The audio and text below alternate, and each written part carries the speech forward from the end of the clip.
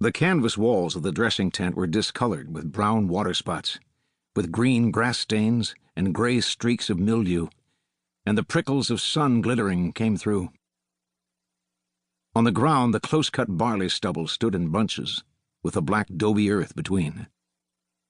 Near to one cloth wall there was a large and travel-beaten trunk, with dull brass straps and corners, its lid upraised, and a mirror the whole size of the top disclosed.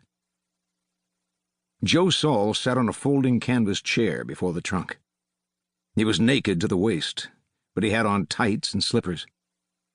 He dabbed the yellow powder on his face and painted his eyes with black, not carefully. A lithe and stringy man of middle age, Joe saw. His jaws muscled against strain and cables down the sides of his neck. His arms were white and blue-veined, with the long cords of clinging and hanging, rather than the lumps of lifting. His hands were white, the fingers spatulate, and palms and fingers calloused from the rope and bar. Joe Saul's face was rough and a little pockmarked. His eyes looked large and dark and glittering within their penciled edges. He finished his makeup and took a little bottle of dark hair dye from the trunk, poured some on a brush, and worked the stain into his thick graying hair, particularly at the temples.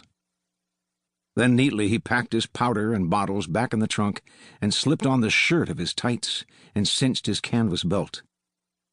Only a small bulge showed over the belt. He leaned back in his chair and flexed his hands so that the thin muscles of his forearms squirmed. From outside the dressing room came sounds of the developing show, call of Barker and skirl of calliope, and thin waltz of merry-go-round, backed by the chutter of gathering people. And nearer sounded grunts of lions and whoosh of elephants, grunt and squeal of pigs, and discontented snort of horses against the brass wail of a circus trombone. And Joe Saul flexed his hands and looked down at them.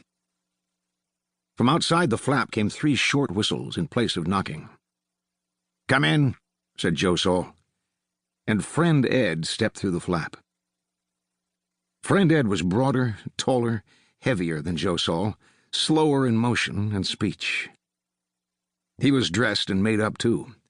A big pants clown, ruffed at neck, wrists, and ankles.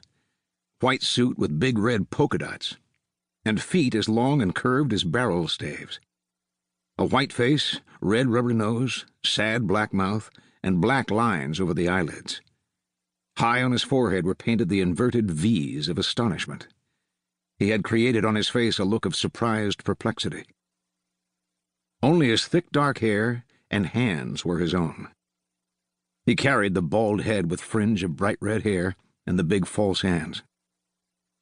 Joe Saul closed the trunk lid to make a place for him to sit, and Friend Ed dropped his hairpiece and his false hands on the trunk and seated himself on its edge and swung his big, floppy clown foot gently back and forth.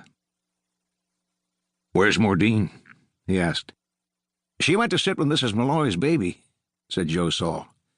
"Mrs. Malloy's gone off to the post office to send a money order to her son Tom," he said monotonously. "Her son Tom, my son Tom. He's in college, you know." Joe Saul sat up tight straight. "I'm sure, Friend Ed, I don't tell you for the first time that Mrs. Malloy has got a son Tom that's in college and only 19. Did you hear about that, Friend Ed? Did you hear about it 20,000 times? Friend Ed opened his black mouth so that the red inner lips and little white teeth showed.